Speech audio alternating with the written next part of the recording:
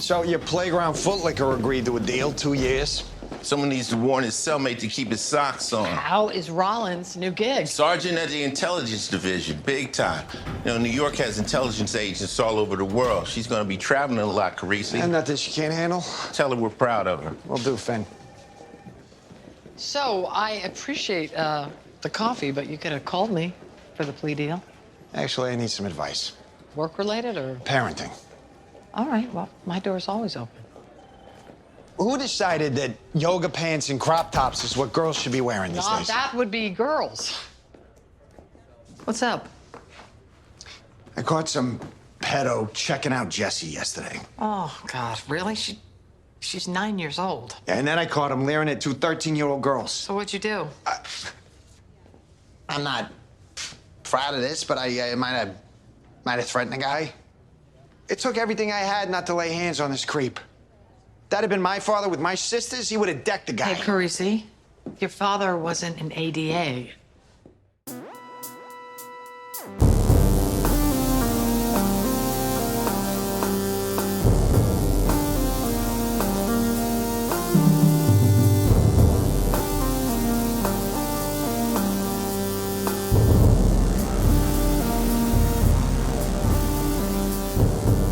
In New York City, sexually based offenses are considered especially heinous.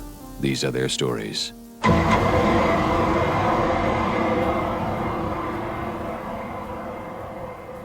Hey guys, welcome to Munch My Benson. My name is Adam, I'm here in Albuquerque, and I'm trying to remember how to use all these various apps that I didn't have to use when we weren't making Munch My Benson for 10 months. Of course, I'm joined on the line by Josh. How are things, Josh?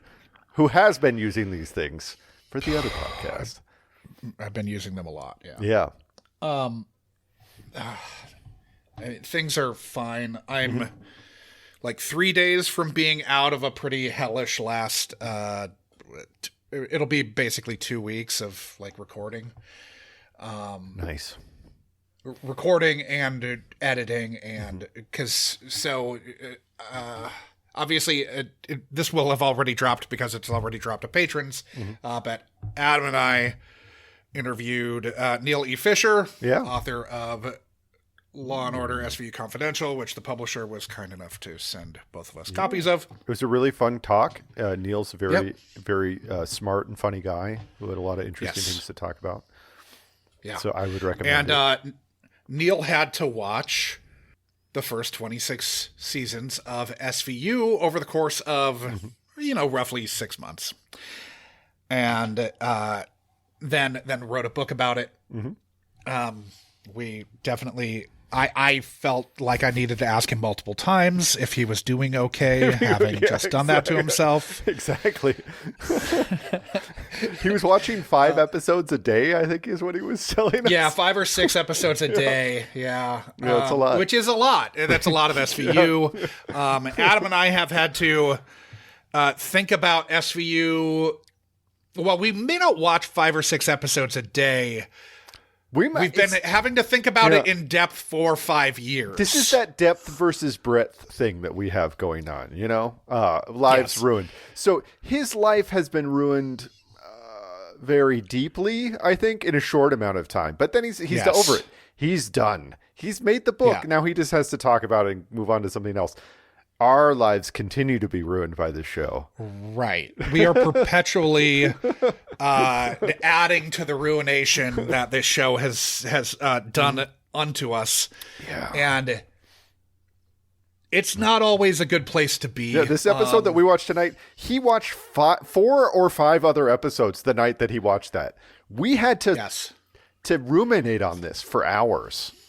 A lot. Days, because you watched it a couple days ago, right? Yeah.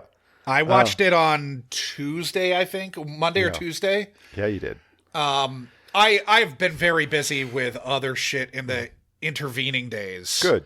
And so, but it's all been work. It's all been podcast work. So Monday night we recorded with Neil. Yeah.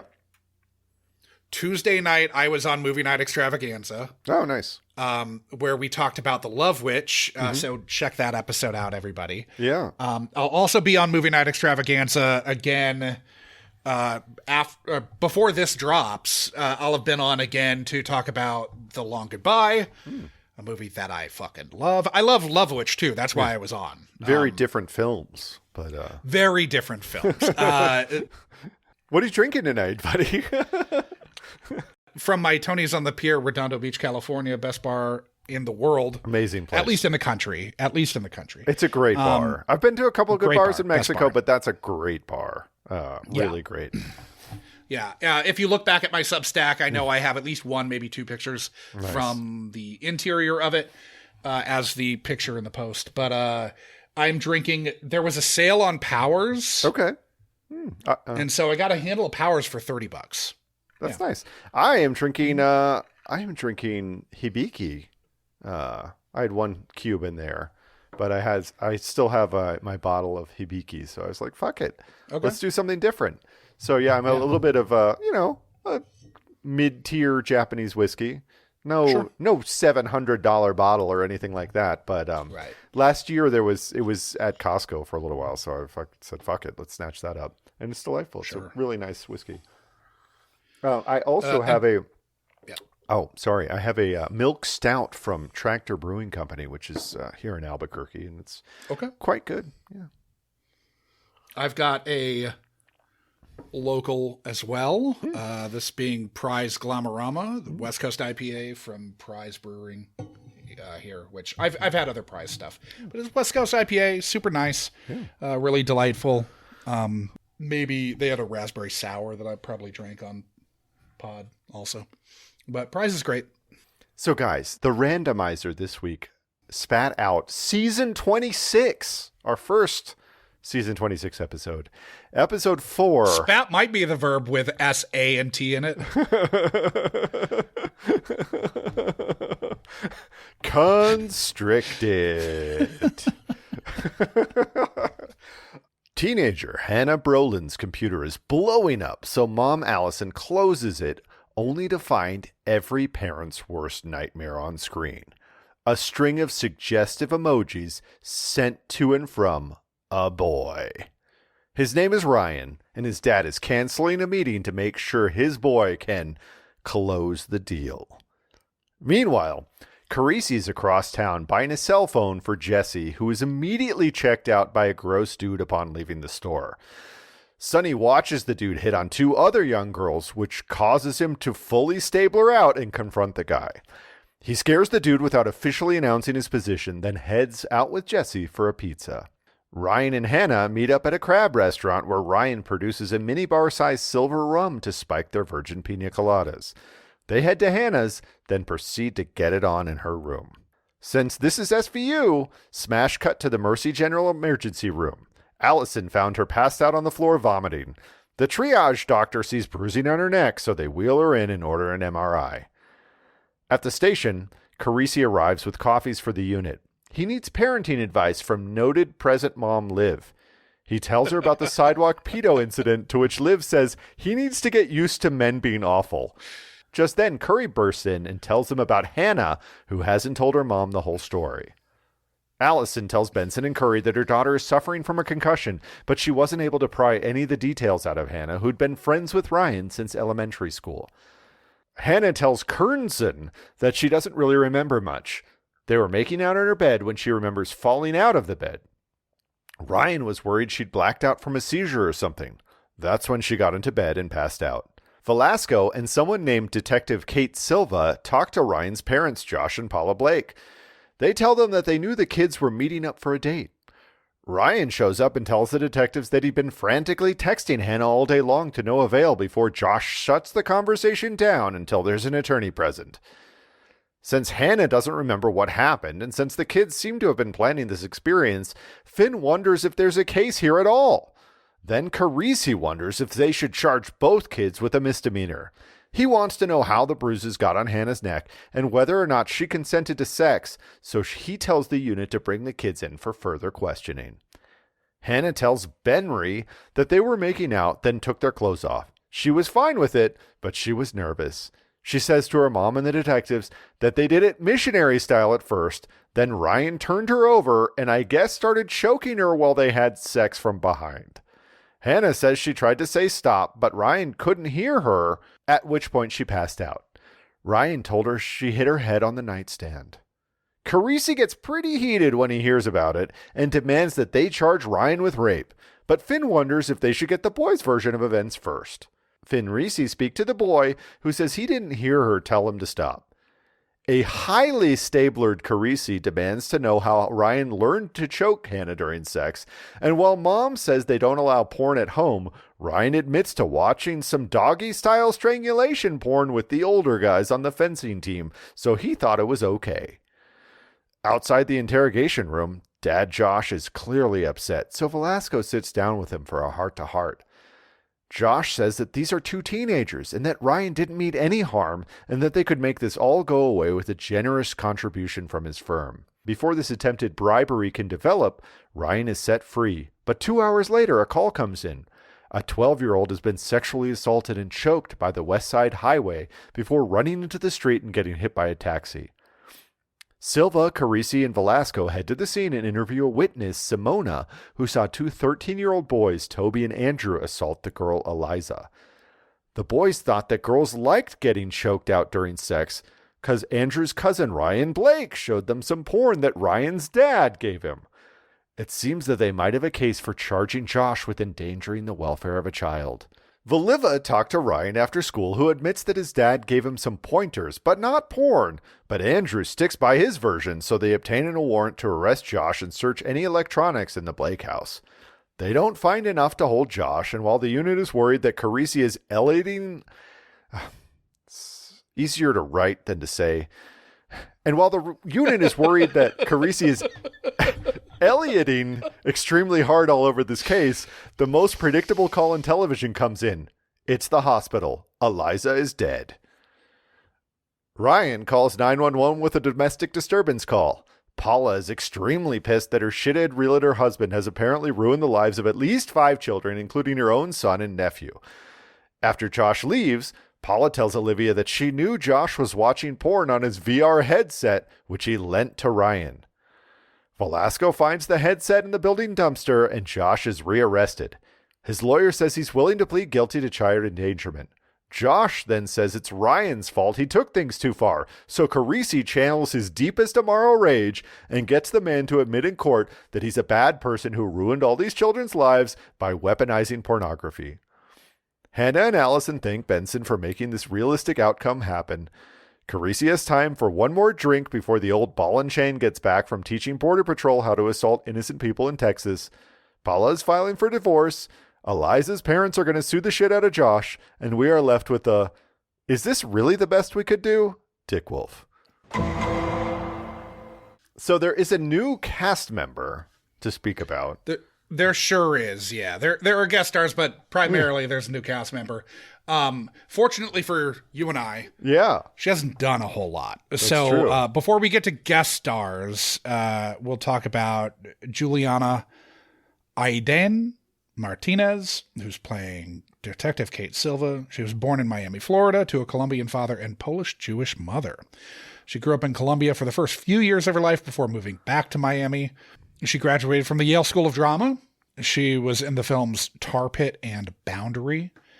And she was main cast in Griselda. And now she is main cast in season 8 of FBI. Oh, okay. Property. Yeah. So she just moved laterally. Right.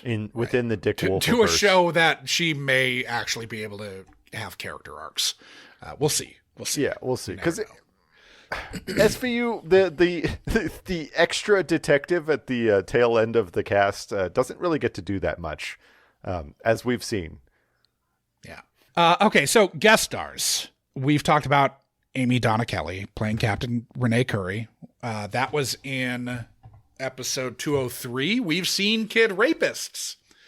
Talking season 22, episode 1, Guardians and Gladiators, where she was the IAB captain. Mm-hmm. Before she came over to the unit, obviously. But she was investigating. I think that was in relation to the Finn shooting that Leon Fuller case that we were just talking about in exactly. Dwight and Ballad of Dwight. And Yeah, in that bizarre hallucination of a B plot. The last in that episode we just did. Exactly. Yeah. We've talked about Brian Cade playing attorney Harris Malone. That was in 172, Make America Waco Again. Talking season 24, episode 19, Bend the Law. We've talked about Christine Toy Johnson playing Dr. Celia Lee. That was in episode 65. That's how you get throat gonorrhea, kids. Way back there. I assume we were talking about Degrassi at that point, but don't remember. Yes, but also that was season 16, episode 19, Granting Immunity, which was where we got into the post-measles outbreak nonsense with I think it was rainbow parties. Oh, yeah, that's right. It was the rainbow But we were talking about shit. Andrew Wakefield in that episode. Like, Yeah. I dropped that when there was another, when measles were going nuts, somewhat recently. Get your vaccines, people. Yeah, seriously. Then we've got Paul Bomba playing Officer Bobby Nardone. That was in episode 208. Trial Chief Ghislaine Maxwell. We're discussing season 24, episode 4, the steps we cannot take. Fantastic. Do we need to go on a Ghislaine Maxwell? No, I think everybody knows her and loves her, so we can just leave that where it is. We've already talked about Charlotte Cabell, Jesse Rollins. That was in 162. Poor dude thinks he pre-jacked a kid. I do remember that one. Yeah. Season 23, episode 13. If I knew then what I know now. Yeah. Great episode. But Great episode. this one is kind of operating on similar logic as that one was. 100%. Yeah. Where you're like, Do does people all think... this, that's why I had stuff when you were reading your recap. I had shit strike like, oh wait, no, God, now I need to find where I need to put that note in my notes as you were reading your recap. So first up of the guest stars that we're going to talk about, we've got Troy Garrity, who is playing Josh Blake here, the dad. Not Josh Brolin, Josh Blake, sadly. Now, did you know who he was before we watched this episode? No, he looked familiar Do you know who to he me. is now? No, I haven't looked at it. Without me saying anything, do you know who he is? Don't look at him. No, I don't. No. Okay. So, born in Los Angeles to activist politician Tom Hayden. Oh, really? He's Tom Hayden's kid? And Jane Fonda. What? Yes. Get the fuck out. Yeah, he was given the surname of his paternal grandmother, which is pretty cool. Yeah. Interesting. But yes, he is Tom Hayden, who Tom Hayden was in the Chicago 7, right? Exactly, 100%. Yeah, he was the head of the Yippies. Yeah. Very famous rabble rouser. Yes. Who, if you want to know more about him, probably don't watch The Trial of Chicago 7. But yeah, he did play his dad in Steal This Movie, which I did not realize. Yeah, he sure did. Yes. I knew who he was, but I had that oh shit moment that you just had maybe 4 or 5 years ago when we were watching him on something else. I did not even look at his IMDb page until just now. Yeah, he is Jane Fonda's son. And I'm like, what the fuck? He was on Golden Pond? Because he was. As a child, yes. Yes.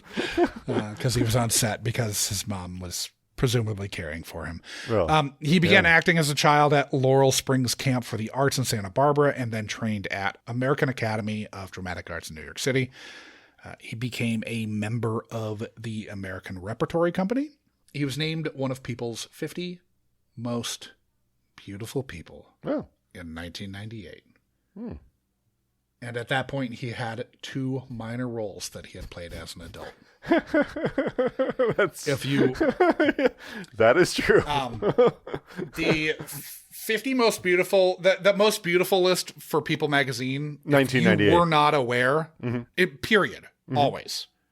It is always just who is willing to pay to be on this list. Oh, okay. Yeah, he was in the films The Cherokee Kid, Conspiracy Theory, Steal This Movie, where he's playing his father, Perfume, Bandits, Barbershop, Milwaukee, Minnesota, Soldier's Girl, Barbershop 2 back in business. After the Sunset, Eichmann, Lake City, Winged Creatures, My One and Only, A Day in the Life, Kerosene Cowboys, The Good Doctor, Gangster Squad, Sabotage, Barbershop, The Next Cut, The Brooklyn Banker, and Ella McKay.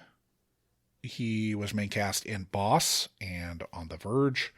He had recurring roles in The Playboy Club, Ballers, and Shooter. He founded the Peace Process Network, an international gang violence prevention coalition, and is the chairman of Homies Unidos, a gang violence prevention group in LA. It's the name, Homies Unidos. Sorry, it makes me laugh. It's just the cause is good. Name is funny. Troy Garrity married actress Simone Bent in August of 2007. Next up, we've got Zach Orth playing defense attorney Harry Kagan. Yeah. We saw him all the way back in Munch My Benson episode 11. Wow. This might be the rapiest bar in New York City. Oh, yeah. That was a rapey bar. It was a rapey bar? That was season 2, episode 10, Consent. Wow. Where he was the sad sack obsessed with Michelle Monaghan, who thought she wanted to bone him and ultimately had what he thought was consensual sex with her, and she did not remember. Anyway. Now he's a lawyer, apparently, with a different name. We know. You spoke some of his filmography into the world, Josh, as a joke. Because he was in The Pallbearer, and you were joking about yes, about 100%, Dave. 100%. We'll get into that in a second, trust me. Okay, so he's born in Libertyville, Illinois, to a piano teacher mother and an opera singer dad. He graduated from the theater school at Paul University. He's good friends with the gents from Stella, Showalter, Black, and Wayne, appearing in many of their shorts and their TV shows. He's also one half of the Doilies, a musical comedy group with Michael Showalter. He's in the film Spanking the Monkey. Yeah. The inspiration for David Schwimmer's name, the pallbearer. Romeo and Juliet, In and Out, My Teacher's Wife, Snow Falling on Cedars, Down to You, Loser, Wet Hot American Summer. Yeah. Love Wet Hot American Summer. We assumed that was why he was in Consent in the first place. Yeah.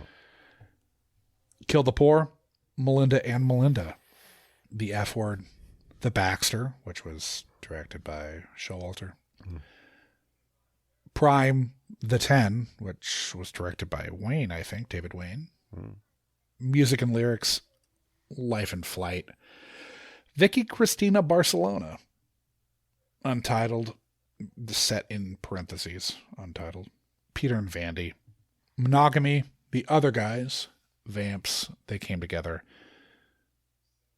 And Hurricane of Fun, The Making of Wet Hot. There's also main cast in Revolution. Wet Hot American Summer, First Day of Camp. Wet Hot American Summer, 10 years later. Falling Water. And Human, kind of. I assume Falling Water is a show about how much Frank Lloyd Wright sucks ass. Yeah, what a dickbag. He had recurring roles or was in multiple episodes of Cheap Seats, Happy-ish, Above Average Presents, Veep, Casual, and Zoe's Extraordinary Playlist. He's in 3 episodes of the original series and 1 30 Rock. Rosie Benton is playing Allison Brolin. She graduated from Syracuse with a BFA and from Tisch with an MFA in acting. I assume the BFA was also in acting or some related discipline.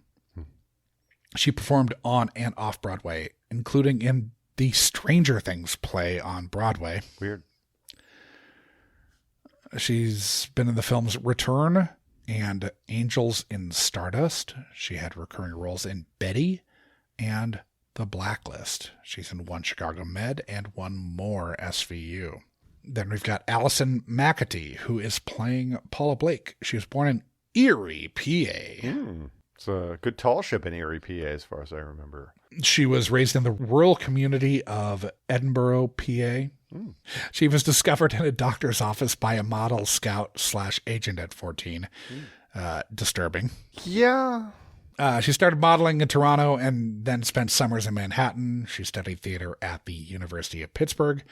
She's acted off-Broadway. She's in the films Why We Had to Kill Bitch. Yes, that is the name. Can confirm. No we comma. just had a 10-minute talk about that and then filming in Pittsburgh. It was only Munchies it was can hear. only 3 minutes, Josh, but that's okay. I don't believe you. It felt longer.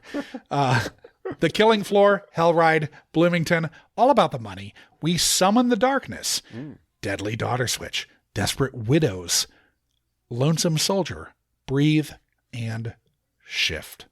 She was main cast in The Haves and the Have-Nots, and in Over Easy. She had recurring roles or was in multiple episodes of One Life to Live, Rescue Me, and Californication, where she did do a nude scene.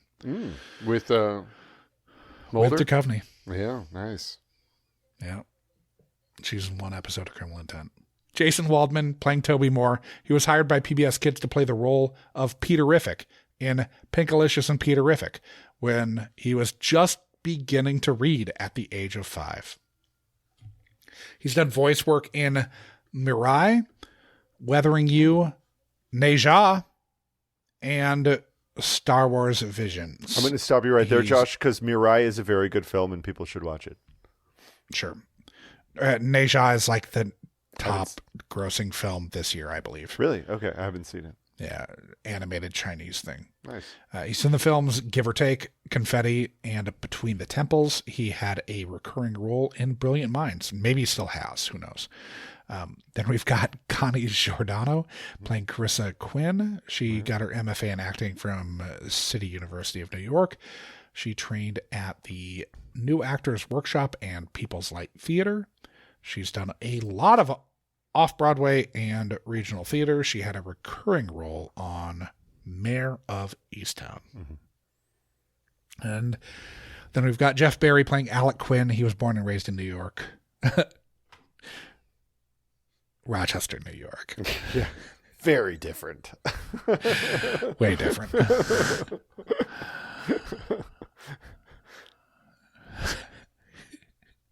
He produced and directed the feature Occupy Texas, which features Lorelei Linklater, Perry Gilpin, and Janine Turner. He's in the films The Company Men, The Last Harbor, How We Got Away with It, and Fireworkers, which he also produced. He had a recurring role on Guiding Light. I did not realize that he actually had lines in this. I thought he just cried.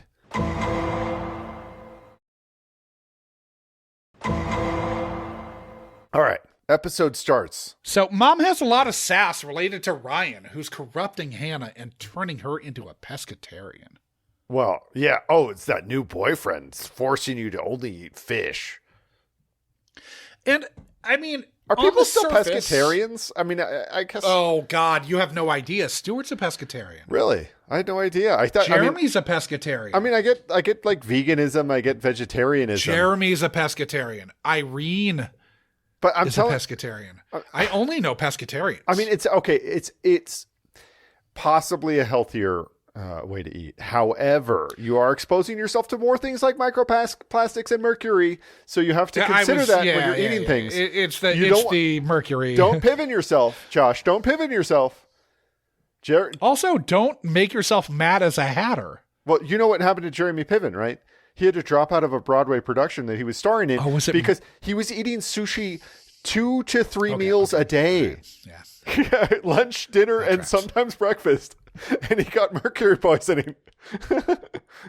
I don't know if it was Piven trying to break his contract because it was a bad show or whether that really happened, but he... Do you really think that Jeremy Piven at this point in time gets to say, oh, this turned down show's a bad starring roles. And this was like 15 years ago, but still. God, 2008. Okay, 2008.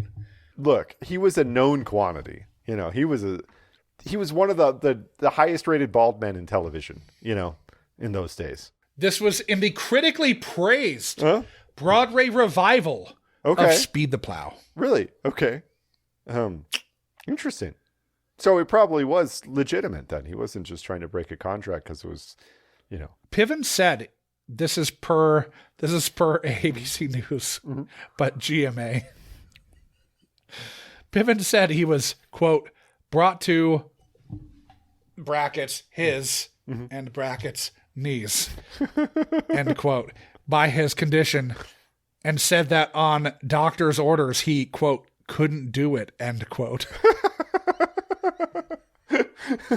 But you know who could do it, Josh, is Jake or Ryan Blake. Ryan Blake, that's his name. Yeah. Very throwaway name. Sure. His brain, his entire like interior, like where his brain is microplastics, which is why he would listen to his dad in the first place. But we'll get into that. Well, he is a Gen Z kid, so that's what they do, right? Listen to their fathers. I don't think that's true. Really, I did not. You watched this episode twice, and in your life. Well, I watched it once, like a year ago, and then I watched in your it. Life, though. Like, but the other time I watched it was 6 days ago. Yeah, you've watched it twice in your life. I've watched it once in my life. I have to say that first scene. So we hear the phone binging a lot, and then Mom walks over to the computer and sees like, oh my God, eggplant, peach. Well, she water just said droplets. peach emoji, and that's it, right? Well, no. Then it cuts to Ryan and Dad Josh, and Josh says, "Peach emoji? That's a little bit more than friends," which is one of the grossest things I've heard in a while. Like this, like dad talking to his son about how a peach emoji means. I fortunately badge. remembered where this episode was going right then, and I was like, "This dad sucks." You're like, "Fuck this, check out." But then Dad's like, "I want to help you close the deal," and it's very gross. Right. It's like, here's a rubber, Sonny. Also, women are the buyers. Yeah, women are the buyers. You're the seller. I guess it's like a real estate deal. Okay.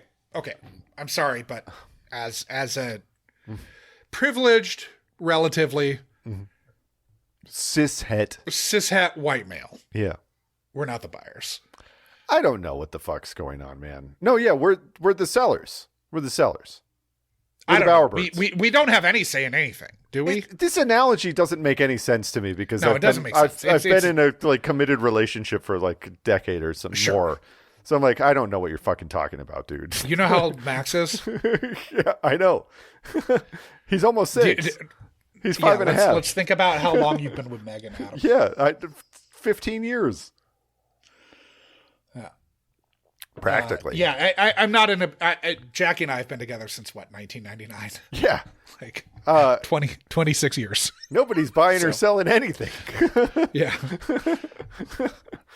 We're just lucky to be able to, like, peel ourselves out of bed, dude, leave the fog of depression, and even do anything. We peel ourselves out of bed. We immediately put on our VR goggles that are just full of downloaded illegal choke porn. I don't think it's. I mean, there's choke porn. Plenty of choke porn's legal. Well, that's Adam. The thing that's bizarre to me isn't it just like a Google search, right? Like, really? 100%. We'll get it. We'll get more into that in a second. Okay, so kids, you do not want to be taking advice from this guy who treats boy-girl relationships as this transactional. It's this purely transactional. I feel like this episode is really making a case against private schools in general. Because kids like... every episode in a private school of SVU is making an argument against private schools, but right? This is what the dads of boys that are in private school are like. They're 100%. They're like not... Well, yeah. I want to call him Josh Brolin every time. They're like Josh Blake. Hannah knows Ryan is the one, apparently. He's so nice. And then Mom is like, okay, you can fuck the boy, but make sure if you're going to fuck... that you're gonna fuck in your own bed, which I frankly have to say that's actually kind of good parenting. Everything that this mom is doing is correct, right? She's being supportive and trying to understand and remembering that she herself did things like this, but it's like, is it better to be in the back of an Elantra or in like your house where you have a little bit Lots of of notes control about that and later. agency? But as is germane to her giving her daughter permission to fuck in her own bed. Yeah. I really do think that is like pretty forward thinking, progressive parenting that is ensuring that your child, because like maintains open lines of communication with you, and 100%, also, but is also going to fondly remember their first time versus having their first time be a at least borderline traumatic moment. Which I'm going to stop you right there, Josh. This is SVU. Consensual sex is not possible. Talking in a vacuum, not within the puritanical It's view crazy, man. of SVU. That is so. This good parent, this good parent who is like, look, I would much rather have you at home. right, and I know you're going to have sex. I cannot prevent this from happening. I was a teenager also. Yeah. I know that it's an exercise in futility to try to to try to bury your head in the sand and expect that it doesn't happen. 100%, Josh. But again, you're forgetting the fact that it is impossible to have good outcomes from consensual sex. Yes, this is well established in the history of Munch My Benson that consensual sexual activity never goes well. Now, we go from this to Backpack Man, who checks out Jesse on the sidewalk. Yeah. Jesse. On Broadway. Charlotte Cabell. 76th and Broadway. You could see it in the background. And Charlotte Cabell is, what, 9 or 10? She's supposed to be 9, I think. 8 or 9. She's supposed to be 8 in this. I'm saying the actress is probably 9 or 10 here. I can find out for you. Exactly. Whatever age. Yeah. But he checks out Jesse. Then he chats up a couple of tweens waiting for the bus, and Creasy is not having any of this. No. He's fucked. Let me see your ID, Pervo. Yeah. He's nicking out, man. We cut away to got to get those tiny bottles of booze out to de-virgin our pina coladas before we de-virgin each other. It is a jump cut to the crab restaurant where lobster restaurant, I think. That's what they say. They say a lobster restaurant in Times Square. Oh, I don't know. Which no New Yorker would ever eat in Times Square. Kid. No, kid. I don't know. There was this like weird trend of all these. I feel like it was like a private equity thing where there's just like shitty crab restaurants appeared everywhere. Seriously, I love that you're blaming private equity for these kids eating in Times Square. I want to know the deal with the fucking before they crab pop each other's restaurants. cherry. Because they just like when we were living in New York, like when we first moved there were these crab restaurants weren't everywhere. Then they were just like a year later, they were everywhere, and it's not like any of them were places that you wanted to go to. Were they all ghost kitchens though? I don't know. I don't know what the deal was. They all like allegedly served crabs. You know, you could get your snow crab clusters and, probably wear a bib. But were they all serving crab that was made offsite at one central location? And I don't know. I don't know what the deal is. I want to do the deep dive. But instead, different podcast. Instead, that'll be bonus content. Adam, do the deep dive, and we'll do a bonus episode on all the post-COVID crab restaurants that popped up. Yeah. Instead, I want to question. Young Hannah, she'll figure it out someday. But you don't have good taste and drink out of the hotel minibar sized bottle. You're not drinking hibiki out of the mini bar size bottle. I'm sorry. Sure. Sure. You can get some okay liquor in a mini bar size. Yeah. Really? Oh, your dad has good taste. Not in pornography, apparently. Not in pornography that he shares with his 16-year-old son. I feel like we're still getting a little ahead of the game here. Like share classics behind the green door. Sure. No, you think a Zoomer is going to be able to make sense of the pubic hair in behind the green door? Anyway, let's go to my room. Gotta leave that in. Let's go to my room, kiss, smash cut to Hannah on a gurney, and it looks like she's friends of Amelia Chase with bruising on her neck. Yep. Sure. And it's too bad that she wasn't friends with Amelia Chase, because she would have known how to actually manage the situation. Dude, it is do not... we need to encourage high schoolers to have like spotters and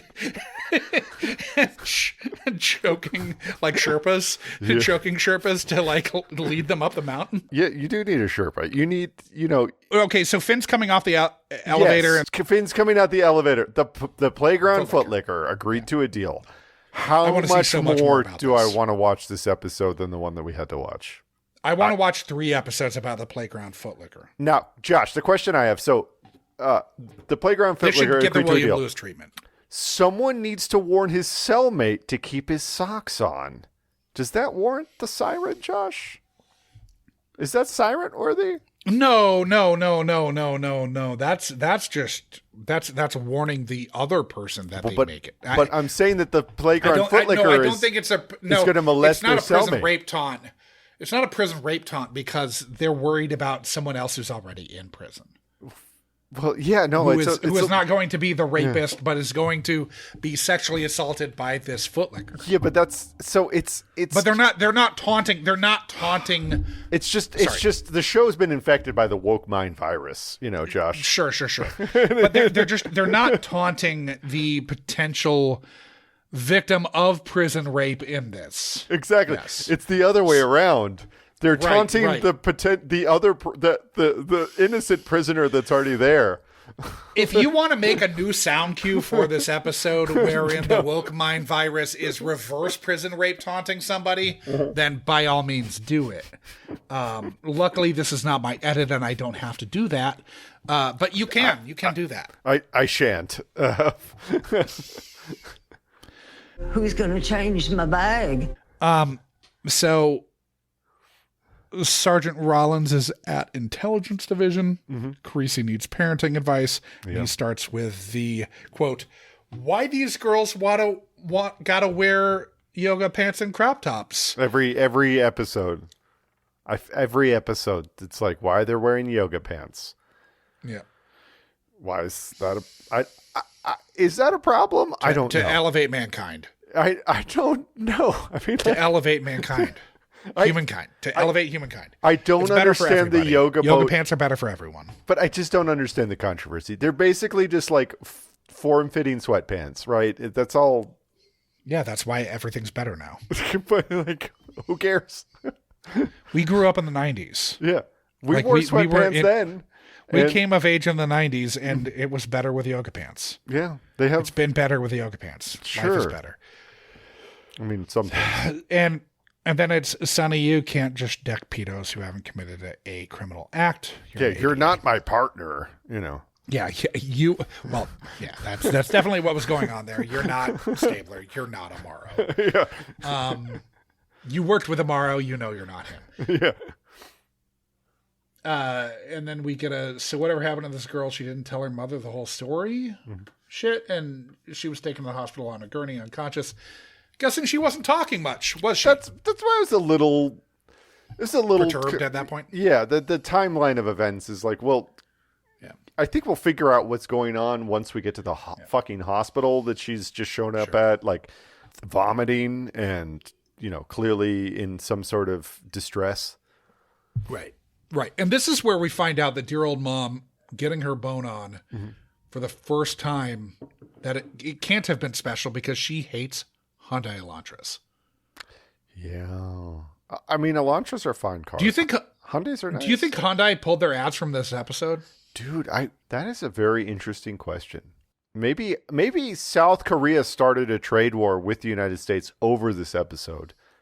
And possible, entirely possible. There's also the added question as to whether or not they are SVU is doing NBC Universal's dirty work here.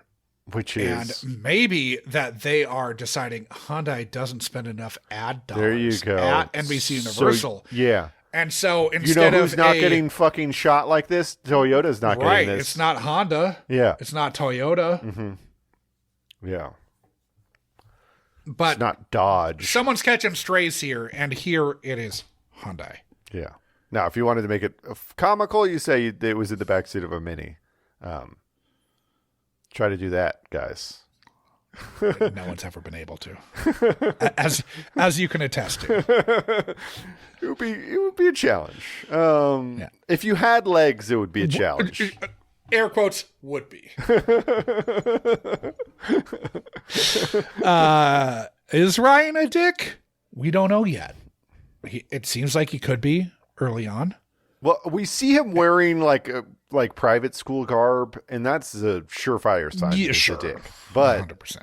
but we don't get confirmation really ever necessarily. Our feelings about Ryan are a little bit ambivalent throughout. Like we don't which who he is. I think is to be fair, frankly. But she kind of remembers falling out of bed, and then she's asked, how did you get that neck bruising? And she explains it away, saying they were rolling around the bed and they were a little tipsy. Mm-hmm. Then we get this great moment between Benson and Curry. Yeah. Where Curry says she knows that her son is sexually active because she found condom wrappers stuffed under his mattress. So they live in New York City. There's a trash can on every fucking corner. At least in Manhattan. Every fucking corner in the whole borough. This is that note is germane to my later note about getting rid of the VR headset. Yeah. But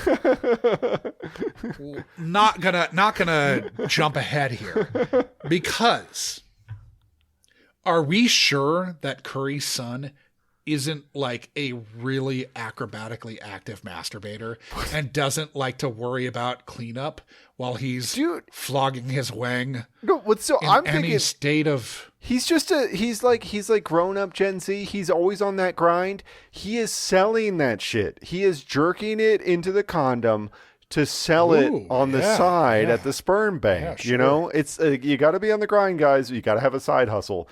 His side hustle. I suspect that as a, I don't know how, I don't remember how old her son is. I suspect since he's living at home, he's a teenager. In which case, maybe he can't consent to selling his own sperm as. There's a way, Josh. There's a way. SVU could yeah. You know, retcon away. You know, Austin found sure that there was a way with the dark web and Silk Road. Yeah. Absolutely. You could sell it that way. You could pay, like in the old days where you pay the old homeless guy to buy you beer or cigarettes. You pay the old homeless man to sell your sperm at the sperm bank. Sure, but he could also have just worked his joint into a bloody pulp with his bare hands, and then decided, or also decided that he needed a different sensation when he was jerking it, and switched to condoms that way. Maybe the only way he can achieve the goon state is with the condom on. He needs to slow down the sensation. It's too intense. I'm glad you brought it to goon state, because obviously everyone's thinking about it. Everyone's thinking about how to achieve the goon state. So Liv and Curry are talking about Curry's. Yes. They're having a hard time dealing with the knowledge. They're out on the street. Yeah, they're on the street. They're walking. Then they go back into the hospital, deciding that they need to convince her to get a rape kit done. Why did they ever leave the hospital? That's an extra location that just logistically you do not need. It's like I was sitting there wait, what? They can't toss. Why? No, because if they were inside, they couldn't possibly be talking about children having sex while they're inside a hospital, Josh. Who on earth has ever heard of kids having sex at a hospital? But you know they're just at fucking Navy Pier or whatever. Oh, yeah, I know that. But still, it's for the audience. But the idea that these two people, both of whom are captains in the New York Police Department, one of whom has been an SVU detective for 26 years, is having a hard time believing that kids can be sexually active in a way that is not negative, that is not rape, that is not. Well, fortunately, this episode makes brutality. sure that any potentially positive teenage sexual experience that could have happened could not possibly be positive. Yeah. So we discover at this point that their date was at a lobster restaurant in Times Square. And my question to you, Adam, is if you were to choose, and you're getting to choose in the scenario that if you are about to consummate and like lose your virginity and you're like building this up, like it's meant to be a special moment for a couple, a teenage couple who are in love. Would you go, would your first choice, if New York and the world were your oyster? So you're 16 years old. I don't know if they're 16 You're or 17. 16 years old. But you're 16 years old. You think lobster But is at fancy. a private school. Yeah, sure. But lobster's classy. It's fancy. It's expensive. Yeah, you get the lobster. Now, having eaten lots of coming from a lobster eating culture myself, that's where I grew up. Yeah. We're lobster eaters. It's not a clean when you meal. and David Schwimmer and all the Schwitters It's not a clean meal. It is a very messy meal. Very messy. For something that is has a limited sauce, range that you use, it is extremely messy. All right. So my son's not answering any questions without an attorney because I'm like super bad at giving him advice about how to get his fuck on. Then he says, my friends told me that guys like to do it like in the pornos. Mm-hmm. We then get we did it F2F, face to face at first. Uh-huh. And then he said he wanted to try something. Yeah. And he fucked her from behind with his hands around her neck. Yeah. And she blacked out, and he said he hit her head on the nightstand. Josh has problems with the blocking for this pornographic sequence. This was the note that I had to make while you were talking. The first of the notes that I had to make while you were doing your recap. Josh is really thinking through the sexual geometry of this. Do we need to explore the doggy style choking geometry of this? Because if you think about it, like the hands around the neck doggy style, you're thinking it's more like a kind of like a massage, neck massage kind of handhold, right? To get the handhold that you would need to get around the neck for what they're talking for choking, you got to kind of like do like a reach around kind of style. Yes, 100%. Like you're gonna break their neck in like a 90s action film. And it's a really bad angle unless there's the sort of like requisite arching of the back towards you to where like if she were to theoretically put her hands on the wall or something. But this seems like advanced technique, right? This is advanced 100%. Technique on both sides. This is what I'm this is my contention here. So if she were game and this were a thing she wanted, then hands could be on the wall and the doggy style is a little modified. If this were Amelia Chase, we can imagine this happening. 100%. First time at 16 where she is not into this. But it wouldn't be hand marks. It would be like a silk neckerchief, Well, exactly. And if you're watching smut like this, presumably it would have some sort of like a belt or something involved. Yeah. I see. This is my feeling about this is that the writer's room is sitting there going, what are we going to write this week? And everybody's going, I don't fucking know. Somebody raises their hand and goes, hey, have you heard about this thing called like strangulation porn? And they're like, I don't know it, but I love it. This is the thing we're going to be upset about. Season 5. Yeah, this is not new. Season 3. Ridicule season 3. Anyway. But yeah. I had some problems. I think F2F is a better, like, you have more purchase to... 100%. You could get away with the way that it is, but the transition to doggy style. This guy's not. It's not like he's like an offensive lineman or something on the school's football team. He's on the fencing team, and I'm assuming he's a twee lad. He's a twee lad who goes to a private school. He's a rapier lad. He's not even a saber lad. It's not even like the big sword. He's got a small sword. It's thin. Mom thinks it's her fault because she let them have the apartment, but really it's her fault for not being their spotter. You're welcome. Carisi, you're too charged up. Maybe you should let Finn handle Ryan's interrogation. You know, you remember the deal with fencing? How fencing was like what the rich parents were getting their kids into to get into fancy schools. We're really about to get into the fencing here. Okay. I saw it online, and then mom's like, "We don't allow pornography in our house. Parental controls," which is hilarious. Which is fucking bullshit because I mean, this kid knows how to get around your parental controls. As any child does. Yeah. So then we get some older guys on the fencing team showed me. They said girls love to be choked while they're getting it doggy style. This episode, we'll get into it more, but this episode's anti-fencing. But again, like, if there was some sort of bondage element here, we're talking like some kind of choke collar, 100%. something along those lines. It's then viable. It is then 100% viable. Yeah. As it's written, as it's performed, as it's filmed. I feel like Noah could explain to Liv how this is a preposterous setup, right? Like no one knows. Again, F2F goes Totally back to making plausible. sense. Uh-huh. You As turn it it's around, written. it just doesn't, like, I understand why it's more, I guess it's more outre for the Peoria grandma who's watching this, presumably, but... She is 100% thinking about how this doesn't work, just from a logistical standpoint. But you need to have tools for this, right? Yes. Then Dad says sex is hard to figure out, and adds, "My firm does fundraisers for NYPD. How can I buy your leniency?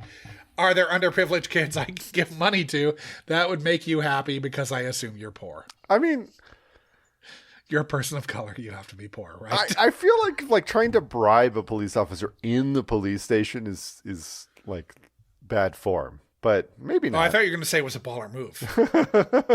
Like, I feel like outside the police station it might be, some like leeway, but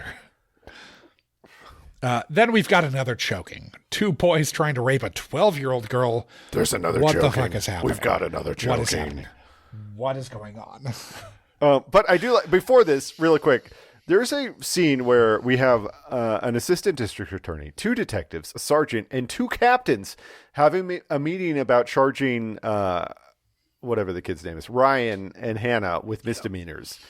And really, is NYPD have such a large budget that this is what they're spending their time doing? Because at this point, yes, there's something unsavory going on, but no, this is not something that any police department is actually going to be pursuing, because it's just like, it's unknowable, right? It's unknowable where the line of consent was like dropped. I get the spirit, but the execution is poor. Is what I'm saying. Anyways, Andrew and his buddy Toby. Yeah. Toby and Andrew. Mm-hmm. They were high. Real dickbags. Public school children, Josh. It's what public school kids do. Disagree. I'm kidding. They hang out on the... But they were high. They tried to choke Eliza. She ran and got hit by a cab. Uh-huh. What are all these kids doing just hanging out on the side of the West Side Highway at night? So we get a... shouldn't we wait to tell these featured extras what happened until after she gets out of surgery? And then it's like, no, you fool, she's going to die at the next act break. Let's spend that time that we should be spending with the Vic, with the idiot 13-year-old boys and their families. Yeah. No, you just structurally from a writing perspective, you could have made the initial crime like enough of a crime to not need this to make it like worse, right? Right. Because I feel like the worst trope in SVU is, oh, this victim dies, making it a murder. Instead of being like this 100%. One crime, now it's a murder. Now it's a big one. But this one is doing Let's not make the crime that happened matter. Yeah. Let's just add more to the top of it that is irrelevant ultimately. Yes. But this one is doing that, but with a series of victims and perpetrators that we neither know nor care about in any way at all. Right. And I mean, I guess I'm being unfair in saying it's irrelevant, but it is like not even secondarily, but tertiarily. Yes. We're like, oh, yeah, Andrew's going to prison? Oh, okay. Right. Uh-huh. I don't remember which now, one's I will Andrew. say, right. I will say it's a bad day to be a girl dad here in this episode because there's a lot of bad things happen to girls. Well. Carisi's girl doesn't know what's happening to her, but... It's bad. Yeah. It's a bad universe to be a girl dad in, I think, the SV universe. Yeah. So then we get someone showed us, girls love this shit. My cousin told me. My cousin, Ryan Blake. Dun, dun, dun. Whose dad showed him the video. Bad dad. This is like when Hayden Panettiere created an AIDS epidemic, but it's a VR choke porn epidemic is what it is. Right. Jane Fonda's son created a VR choke porn strangulation epidemic. But bad dad, what a colossal fucking idiot. Bad dad. But not just bad dad. Like, I mean, what the fuck, man? What's his tradecraft with the VR goggles, though? Does he have does he know his wife's schedule enough that he can jerk off with the VR goggles and not worry about her walking in on him? Or is it just an open secret kind of thing? Because I feel like because it seems to be a total shock to her, though. But I feel like you can't hide because she is so ready to cast him off the instant that any of this happens. Yeah. The fact that she is so shocked that he has a VR headset. Well, for one thing, what else is he doing with the VR headset? Seriously. There is no actual use for a VR headset other than pornography. Is there a single use case for a VR headset besides you're recreating Lawnmower Man? I don't know. like a very limited tranche of the pornography universe too, right? Because you have to can you watch normal things on a VR headset? That's what I want to know. Right. And when you're on one of the tube sites and you see that it's VR, you are so irritated. Yeah. What the fuck? As a normal purveyor of smut. I'm just trying to enjoy my smut on my phone like a goddamn American, Right. Or, cast to a movie theater size screen and whatever your deal is. You know what you don't want? Yeah. You don't want these goggles. You don't want these dumb goggles on. At least if you want to be next gen about it, get some of those goddamn Google Glass bullshits. Watch your porn that way. That's last gen. That's not next gen. whatever the Zuckerberg equivalent is. But some idiot got these VR glasses. We're past this, right? This is last year. How? Okay. I don't understand, Josh. Over under in 2020. Is this 3 or 4? It's 24, right? It may be 23. No, 24. October 24. Over under in 24. How many? What would you set the over under at for VR goggles sold? I just can't imagine anybody actually buying them. I can imagine being given them. Not even domestically, worldwide. I have no idea. 10,000 maybe? Something 6. 6,000 total? No, 6. Oh, you think 6? I feel like it's the sort of thing you get it at you work for some fancy company and they give it to you as a present or something. Sure. And you're you went to South by. Yeah. You went to South by and you were given them because you had the platinum badge. Uh-huh. You're like, thanks, right. I guess. I guess I can watch. Yeah. I guess I can watch Lawnmower Man in a new light. Yeah. Idiots.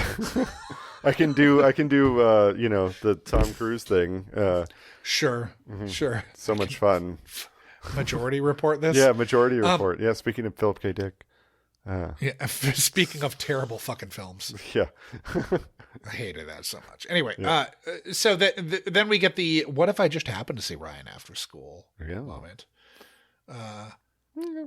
And then we learned that my dad's so into choking, but he hates fencing. Because that's what we're left to believe here.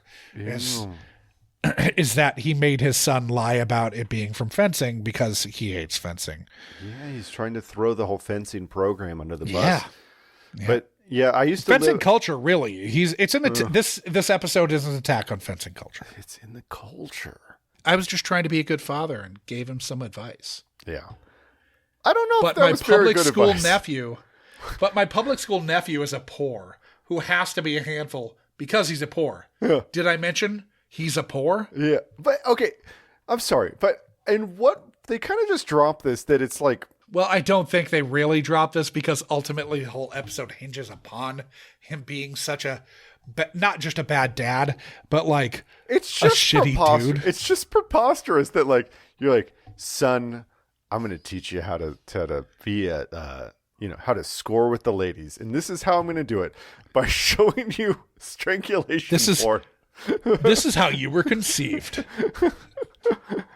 You got to choke them out. If they're conscious, they're not enjoying it. I love imagining the convo that they cut away from, where dear old dad tells Ryan, "Don't worry about it. Your mother loves to be choked." Dude, but that's the thing. Like, she clearly is not a fan of choking. So is he just trying to like? But at that point, we don't believe this yet. Is he a choke evangelist? Is he trying to like spread the choke love around? He's Jimmy Swaggart of choking. Oh, so God. Eliza, who we literally never saw. We do once. See an extra playing Eliza for a few moments. There is a scene. I believe it's the last time when the parents actually talk. There is a dead girl laying in a hospital bed. I don't remember which. Are we sure that's not another dead girl? They were in the room. They were in the room. Maybe we see her for a second. She sure doesn't get lines. No. We see her parents though for sure. Yeah, they cry a lot. We aren't meant to care for Eliza Quinn. Well, if we are meant to care for her, they did not succeed at making us care for her. Yeah. Because her parents don't get lines until after she's already dead. Exactly. I hate it when there's like somebody in a hospital room with traumatic injury, and then they don't recover immediately every fucking time. Yeah. Dodds. Mm-hmm. Yeah. Every fucking time. Especially if you put Barbara in the room with them. 100%. Yeah, because you can snuff them out. Mm-hmm. So I never cheated. I just choked my real doll. Yeah, precisely, right? Like, where is the fleshlight? Where's the real doll? Like, you're not doing VR porn without one of those, right? Or at least another like high-end equivalent. Especially choking VR porn. I don't know. I've never engaged in VR pornography, but it seems to me like the one use case for it is that you actually both of us think have surely that only clicked onto it by accident, not realizing it's VR, and then seeing that the presentation is such dog shit. You're like, what the fuck? Where are the characters? Where's the character development in this scene? What is going on? Bullshit. What is this character's motivation? I don't even know. Mrs. Blake suddenly doesn't trust her salesman husband, though. And, I mean, this is a red flag here because he's a salesman. I mean, I wouldn't have trusted that guy. I didn't trust that guy from the first line. When he said peach emoji, that was his first line. You know that he has to show his true colors to her at some point. Maybe. Or maybe he just, chokes his chicken instead of choking his beautiful wife. Then we get the son with his mom, and we presume that he asks, "Mom, do you need me to choke you to make you feel better?" Then we find out that Dad had a VR headset. My initial reaction to this is, of course, what a fucking nerd. But like, okay, so my question is, I understand that Dad has some weird shit going on, right? That this is not only like what he's into. Right. I don't care. You're into what you're into. I assume that's you're fine. about to hit my next added note. But the question I have in that scene, that while initial you were scene, the recap, which is what Ryan said back to his dad after his dad was like, "No, girls really love it when you choke them awkwardly in a position that doesn't make sense from behind." This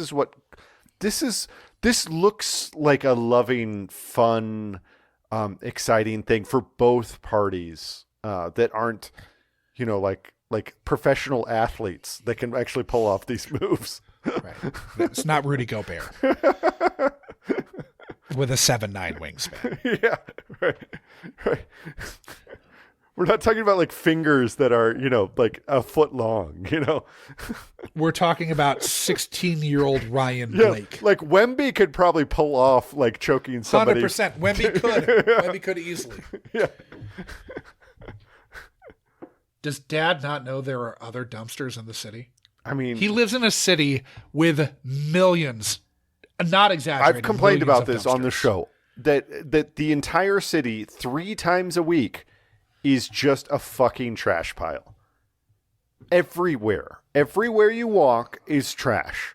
And sometimes if it snows, the trash stays there for an entire week. So it just becomes like a quadruple trash pile by the time it actually gets picked up. It's a fucking disgusting cesspool. And there are so many places to deposit your junk. I was telling Max the other day, just today actually, because he was picking up trash. He's like, "Ooh, there's a lot of trash around." And I was like, "Max, you don't remember. When we lived in New York, there was trash everywhere." And we didn't pick it up. We made a song And then about you guys watched an episode of SVU. We made the New York City Sidewalk Juice song about it. That's what we did instead of picking up the trash. Because I had to, don't fucking. There's needles on the Don't touch ground that. all over the Yeah. place in this town. Like, don't go there. Oh yeah. There's just strange pools of blood. So I don't really enjoy the indignity of being lumped in with Josh Blake here as another Josh. Mm-hmm. Just want to get that out there. Between Josh Blake and Josh Duger, Yeah. Much rather be roped in with Josh Brolin. 100%. Then we get that he's like one of those parents who hands their gun to a kid. Only in this case, the gun is pornography. In the Dick Wolfiverse, what's more dangerous? A loaded gun or a computer loaded with porn? Or VR choking smut.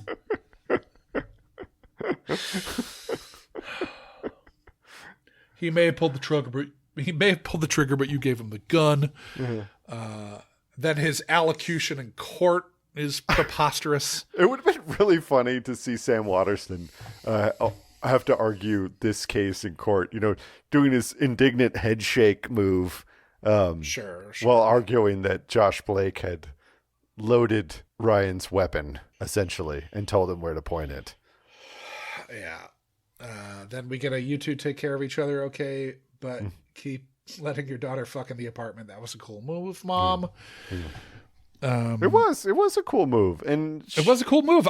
She's a good mom. I think this is one of the best moms, and like, I truly wish that Allison Brolin here. yeah, was Sonny's going to Mariska for parenting advice, and I'm thinking He should be going to Allison Brolin. because Allison is a much better parent. Yeah. Full stop. Sure. That I forget that I have a child for 2/3 of every season. Hargitay. Yeah. Right. Or I mean, not Olivia Mariska, Benson. not Mariska, Olivia Benson. I'm sorry. Sure, Yeah, sure. I'm sure Mariska's a fine mother. we blend that a lot. But then we get that need a drink. Obviously, and Eliza's parents are going to sue the shit out of Josh. Yeah, We did it. did so much more than we needed to do.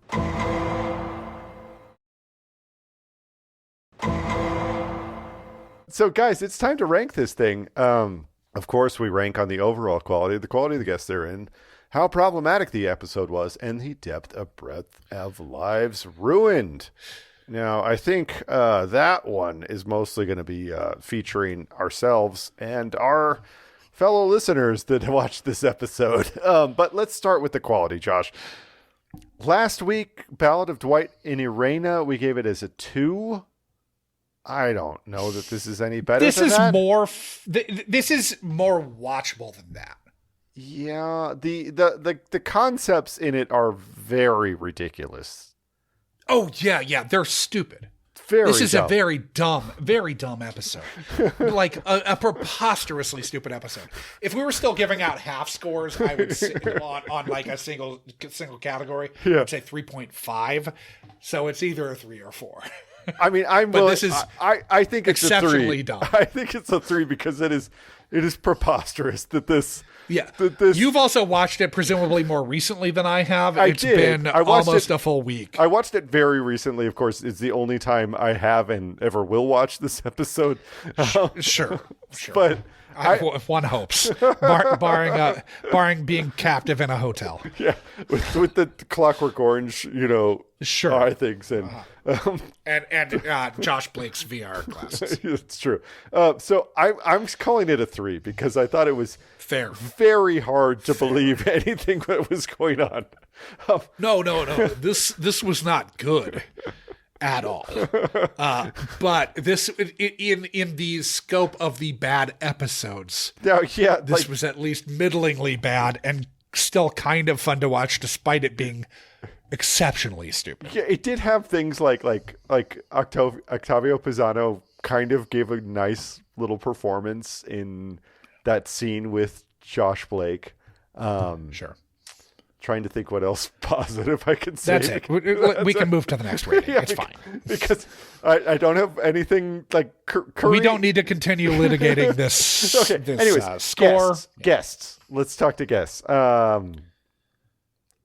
don't know. I really don't know. There's not much for them to do. It's not true. particularly good. Despite what we think of dear old mom who's pro not boning in Hyundai Elantras.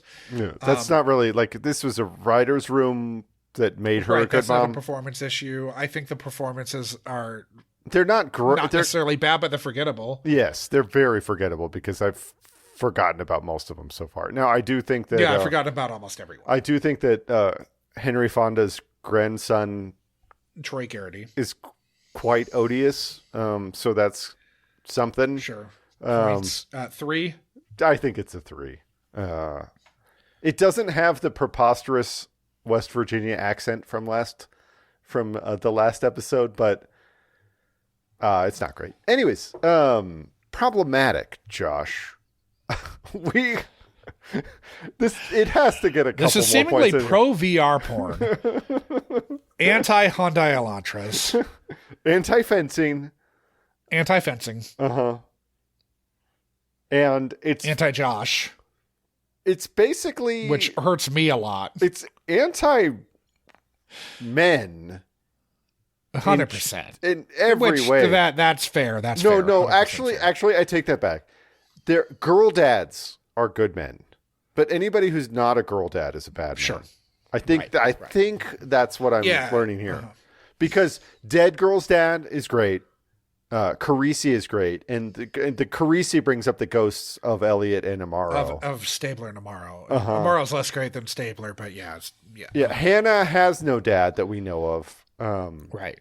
And every other man in this is terrible. Except for Finn. Who's not on the unit. But Yeah. Yeah. Okay. So 5? Is it a 5? Yeah, that's fair. That's fair. Because it is kind of, there's like some stuff that is so ridiculous that. I mean, it's very anti-Hyundai.